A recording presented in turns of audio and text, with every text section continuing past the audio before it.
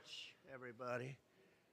This is a case where if they can do this to me, they can do this to anyone. And these are bad people. These are, in many cases, I believe, sick people. When you look at our country, what's happening where millions and millions of people are flowing in from all parts of the world, not just South America, from Africa, from Asia, from the Middle East, and they're coming in from jails and prisons, and they're coming in from mental institutions and insane asylums. They're coming in from all over the world into our country. And we have a president and a group of fascists that don't want to do anything about it because they could right now, today, he could stop it. But he's not. They're destroying our country. Our country is in very bad shape. And they're very much against me saying these things. They want to raise your taxes by 4 times.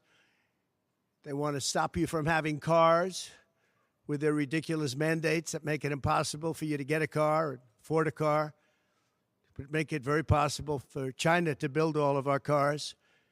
It's a very serious problem that we have. We just went through one of many experiences where we had a conflicted judge, highly conflicted.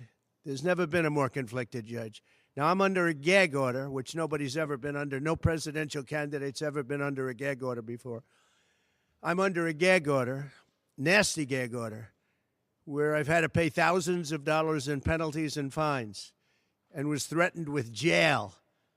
Think of it. I'm the leading candidate. I'm leading Biden by a lot, and I'm leading the Republicans to the point where that's over. So I'm the leading person for president, and I'm under a gag order by a man that can't put 2 sentences together, given by a court. And they are in total conjunction with the White House and the DOJ, just so you understand. This is all done by Biden and his people. Maybe his people more importantly. I don't know if Biden knows too much about it, because I don't know if he knows about anything. But he's nevertheless the president, so we have to use his name. And this is done by Washington, and nobody's ever seen anything like it. So we have a judge who's highly conflicted. You know what the confliction is. Nobody wants to write about it, and I'm not allowed to talk about it. If I do, he said, I get put in jail. So we'll play that game a little bit longer. We won't talk about it, but you're allowed to talk about it. I hope you do, because there's never been anybody so conflicted as this. As far as the trial itself, it was very unfair. We weren't allowed to use our election expert under any circumstances. You saw what happened to some of the witnesses that were on our side. They were literally crucified by this man who looks like an angel, but he's really a devil.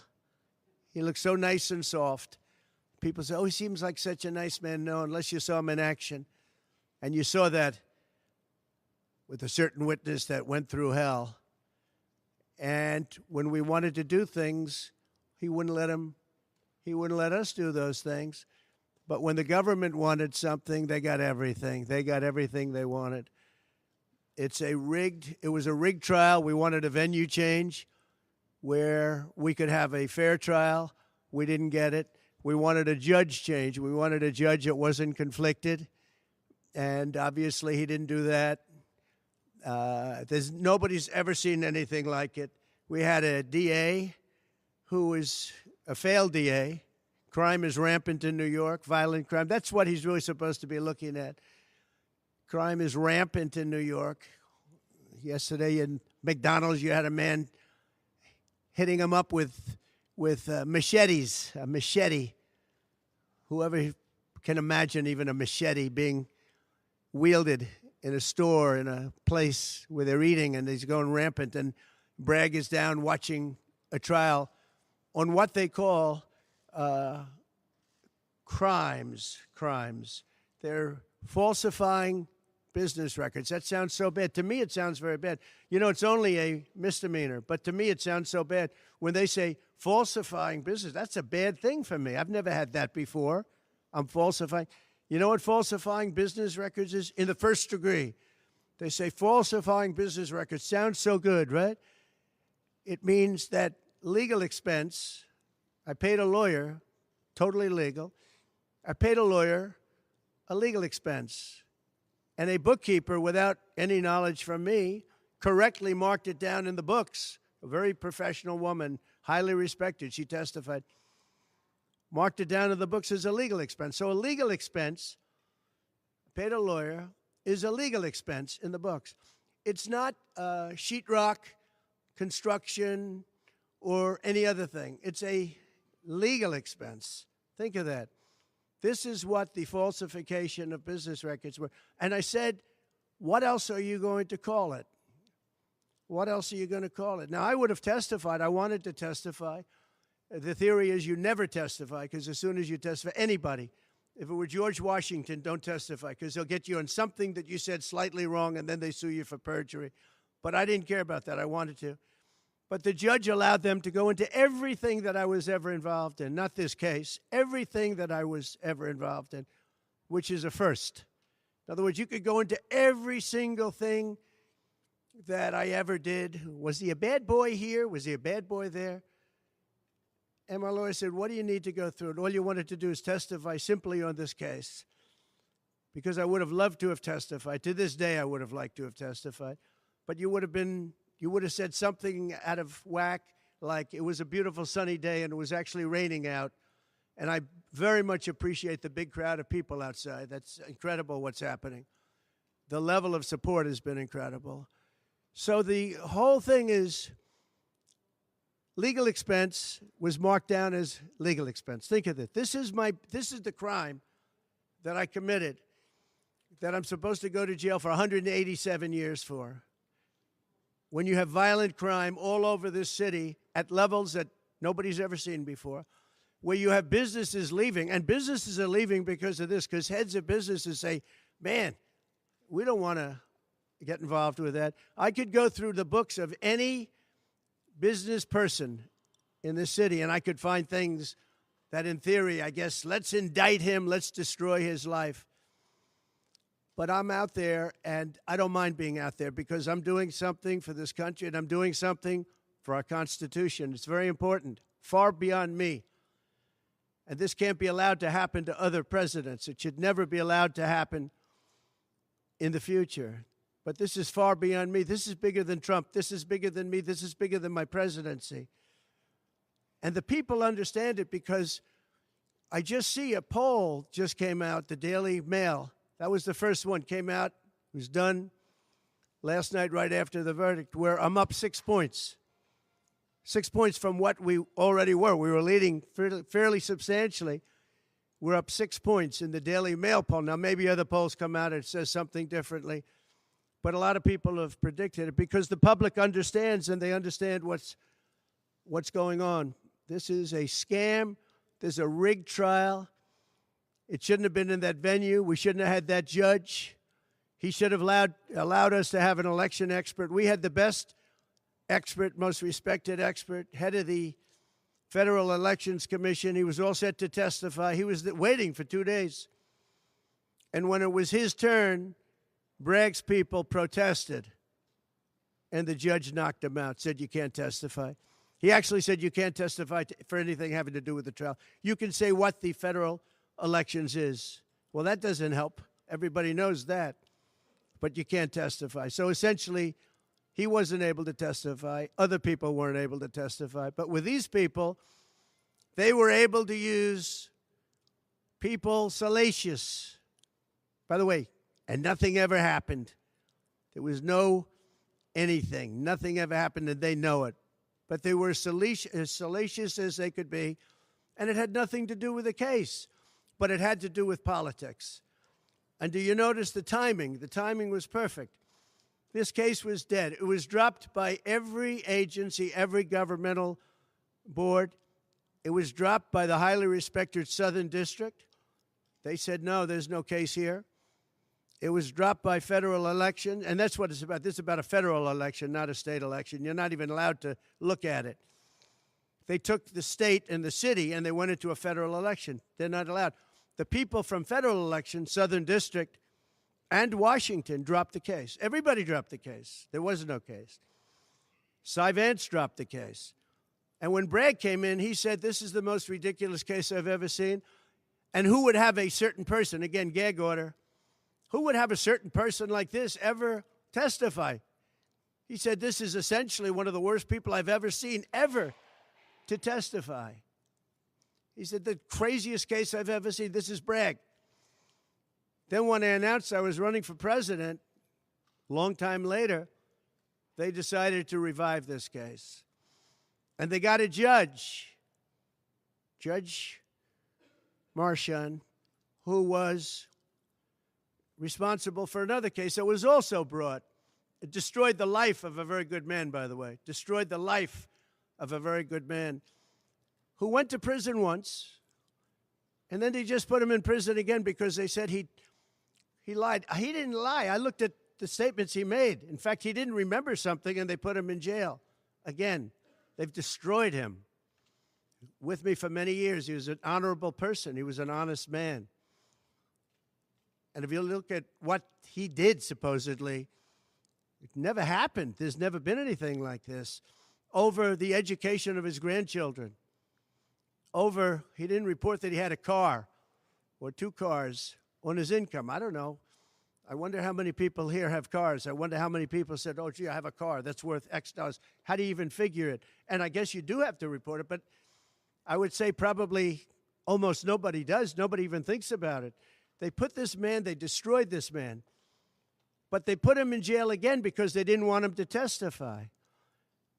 They didn't want him to testify. That's why he went to jail. They put him in jail twice. He's 77 years old. Now, normally I'd say that's an old guy, but I don't feel 77. Nobody ever says that about me. I'd like them to say, gee, we have to have a little sorrow for this man, because they just don't say that about me, but maybe I'm better off that way. I think I'm probably better off that way. But they put him in jail twice. And you have to see what they put him in jail. And he was threatened by the judge. This man was told, you're going to get 15 years in jail if you don't give up Trump. And he was told that. You're going to get 15 years in jail. And he made a plea deal because he didn't want to spend the rest of his life. And he was told that viciously. We're living in a fascist state. He was told that viciously. So you can go to jail for 4 months, 5 months, or you can get 15 years in jail. So do a plea. Almost who wouldn't do that plea? Everyone does those pleas. It's a horrible thing. There's a whole group of lawyers that fight that. It's so unfair. It's so unfair. But they destroyed his life. So many other things. You look at Southern District didn't want to bring the case. Nobody wanted to bring the case. And then you know who didn't want to bring the case? Most of all is Bragg. Bragg didn't want to bring it. But then he brought it. And they tried to make it a different case. They didn't say legal expense equal legal expense. Again, if I wrote down and paid a lawyer, and by the way, this was a highly qualified lawyer. Now, I'm not allowed to use his name because of the gag order. But, you know, he's a sleazebag. Everybody knows that. Took me a while to find out. But he was effective. He did work. But he wasn't a fixer. He was a lawyer. You know, they like to use the word fixer. He wasn't a fixer. He was a lawyer. At the time, he was a fully accredited lawyer. Now, he got into trouble not because of me. He got into trouble because he made outside deals, and he had something to do with taxi cabs and medallions, and he borrowed money. And that's why he went. And then he pled to three election violations. And as soon as I saw that, I said, I wonder why he did that. He pled. He took a deal. Now, he took a deal because he wanted to get off. In other words, I'll take a plea deal, and I want to get off. And he wanted to make a deal with the Southern District. And they wrote the worst report I think I've ever seen on any human being, other than the report that was written on James Comey by the Inspector General, a very great Inspector General, actually. Wrote a report that was so bad. This one was possibly worse. The Southern District, the judge didn't let us use it. He said, it's hearsay. I said, it's not hearsay. Wouldn't let us use it. This is about the man. But he got in trouble for a very simple reason, because he was involved with borrowing a lot of money, and he did something with the banks. I don't know if it's defrauded the banks, but something happened. You guys know what it is. And then in addition to that, he gave up on three things where he wasn't guilty. In fact, they were going to testify in that. The head of the FEC, the Brad Smith, the election expert, #1 rated in the country, was going to testify. He took a plea on three things. He just added them in because that gave him more bargaining power with respect to me. But the three things that he pled on, having to do with the election and having to do essentially a little bit with me, they weren't crimes. They weren't crimes. Nor is paying money under an NDA. So we have an NDA, non-disclosure agreement. It's a big deal, a non-disclosure agreement. Totally honorable, totally good, totally accepted. Everybody has them. Every company has non-disclosure agreements. But the press called it slush fund and all sorts of other things. Hush money, hush money. It's not hush money. It's called a non-disclosure agreement. And most of the people in this room have a non-disclosure agreement with their company. It's a disgrace. So it's not hush money. It's a non-disclosure agreement, totally legal, totally common. Everyone has it. And what happened is he signed a non-disclosure agreement with this person, I guess other people, but it's totally honest. You're allowed to make the payment. You don't have to make it. You can make it any way you want. It's a non-disclosure agreement. And he signed that. And there was nothing wrong with signing it.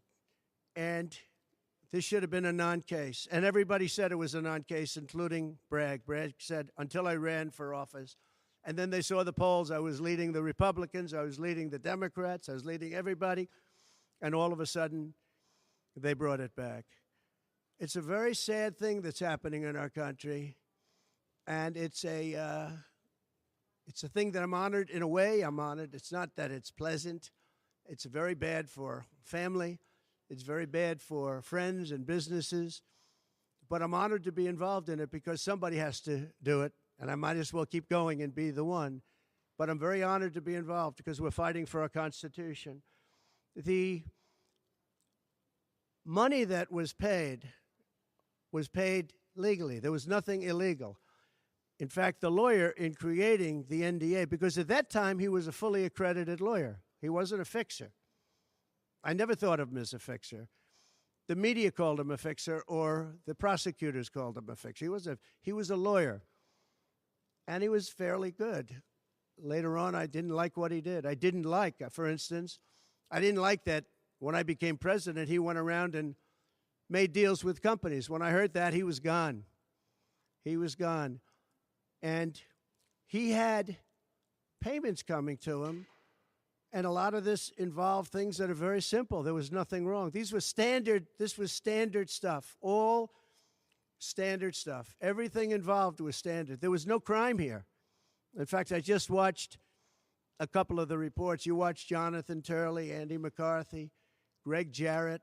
You look at all of these people, Mark Levin, all very talented people, great people, many more. And they don't know me, essentially. They don't know me. They're legal scholars and experts. But I look at them. I watched Turley this morning saying, there's no crime here. Everybody says there's no crime here, except for this DA that's got the city out of control with crime. It's absolutely out of control. So we have an NDA that was signed. We have legal expenses. And here's the thing on legal expenses. You have 100 where they say, they do a charge. I just recorded this out. Falsification of business records in the first degree. It sounds so bad. I said, wow. And even my own lawyers, I get very upset with them because they don't say what it is. They say, well, falsification of legal records is only a felony. Well, that's a lot. It's only they say a misdemeanor. But they try and bring it up to a felony if there's two crimes. They have all these different things. The other thing is they miss the statute of limitations by a lot. because this was very old. They could have brought this 7 years ago instead of bringing it right in the middle of the election. So they missed the statute of limitations. They did everything. Now, let me give you the good news. The good news is, last night, we just got a report this morning, in the history of politics, I believe, maybe I'm wrong, somebody will find that I'm wrong, maybe, but I don't think so. They raised with small money donors, meaning like $21, $42, $53, $38, a record $39 million in about a 10-hour period. No, think of that. I like those people.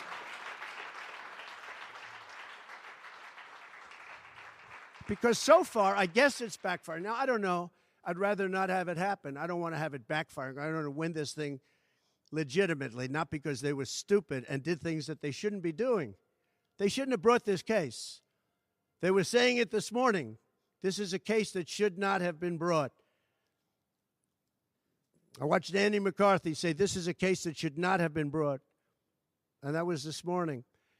But they all say that. Every legal scholar has said it. And these are great people. They really understand the law. The other thing, a poll just came out. The first poll, I don't know, maybe others will be bad. But a poll just came out a little while ago. The Daily Mail. Does anybody read the Daily Mail? It's very good. They have a good poll. At least I like it today. And the Daily Mail just came out with a poll, and it has Trump up 6 points in the last 12 hours. 6 points. 6 points since this happened. Who thought this could happen?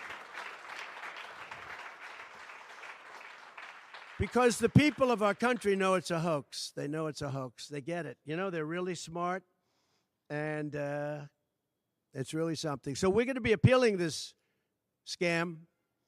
We're going to be appealing it on many different things. He wouldn't allow us to have witnesses. He wouldn't allow us to talk. He wouldn't allow us to do anything. The judge was a tyrant. And you got to see that with Bob Costello, a fine man. I've never seen anything like it. And neither has anybody that was in that courthouse, where he demanded that the courthouse be cleared. Now, the good news is most of the people in the courthouse were the media. And anybody that was in the media, if you're fair, you'll say, wow. That was anger. That was crazed. He was crazed. And the reason that Bob Costello acted a little bit upset, which I think he has a right to, was that every question he was being asked was being objected to by the other side and sustained by the judge. Sustained. I think he did it many times. I don't know what the number, many times. Even I was sitting there saying, and these were basic questions. And I never saw anybody treated that way by a judge. And I've been treated very badly by 2 other judges also, because it's all the same thing. And it all comes out of the White House. Crooked Joe Biden, the worst president in the history of our country. He's the worst president in the history of our country. The most incompetent. He's the dumbest president we've ever had. He's the dumbest president, most incompetent president. And he's the most dishonest president we've ever had. And so many of he's a Manchurian candidate. You take a look at the way he treats China, Russia, so many others. You know, I ended the Russian pipeline. It was dead. He comes in and he approves it. And he gets $3.5 million, meaning $3.5 million is paid to the family, his family, from the mayor of Moscow's wife. And I said, where did that come from? Nobody wants to talk about it. But he's a very big danger to our country. And the only way they think they can win this election is by doing exactly what they're doing right now, win it in the courts, because they can't win it at the ballot box. So we're going to show them that, we're going to fight. It's actually, I don't know, it's something where I'm wired in such a way that a lot of people would have gone away a long time ago. They would have gone away after impeachment hoax number 1. That was a total hoax. I had great support from the Republican Party, though. Then you had impeachment hoax number 2. And then they formed the committee. How about they formed the committee of thugs, the J6 committee of thugs. And they took their records and they destroyed all of the records after the committee was abandoned because those records were great for us.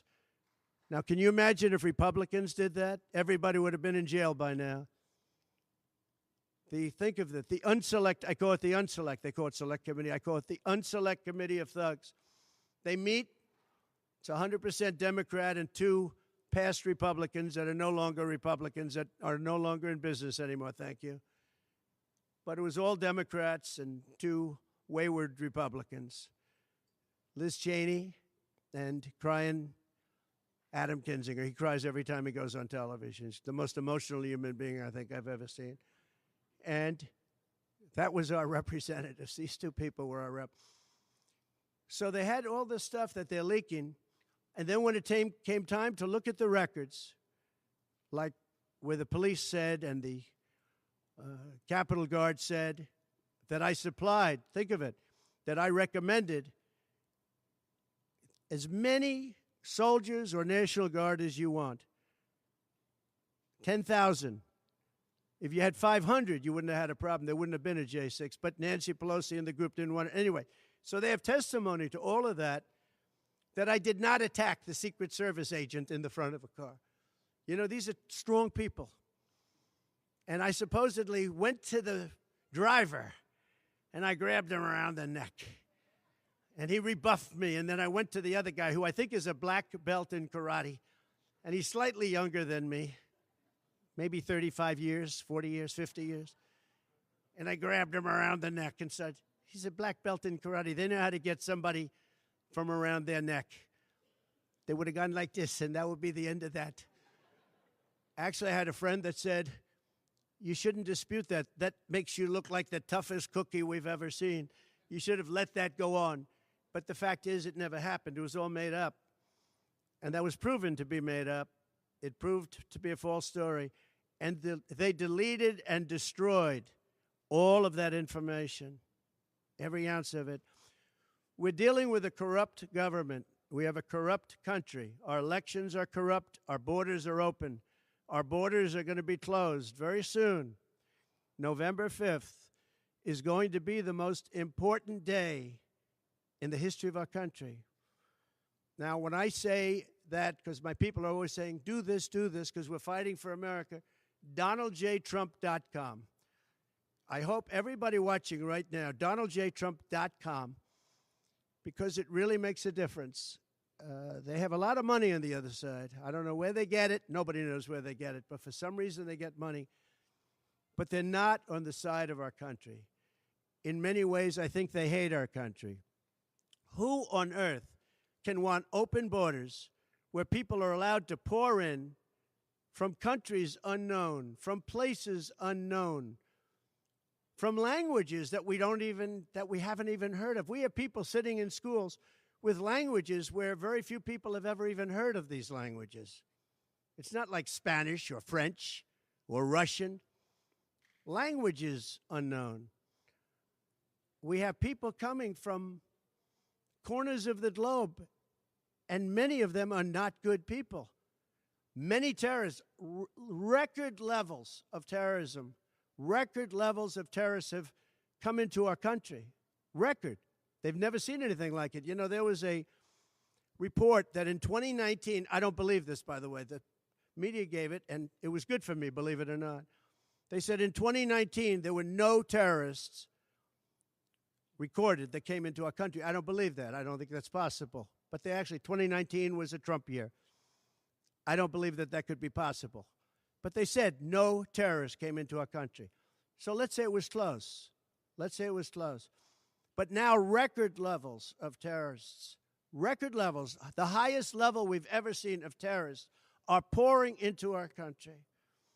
You have China with just in the last few months, 29,000 people came in, and I looked at them on a line, and they look like perfect soldiers. They're almost all male, from 19 to 25. It looks like a recruiting exercise. They have beautiful tents. They have propane stoves. They have cell phones, the best you can buy. I said, what's going on? It looks like they're building an army right in our country. Now, I don't think that would happen, right? We're losing our country.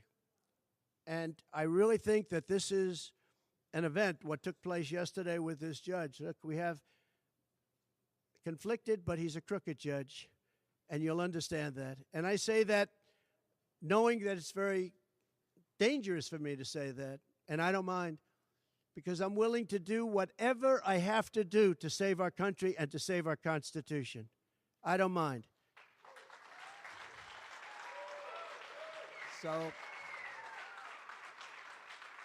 So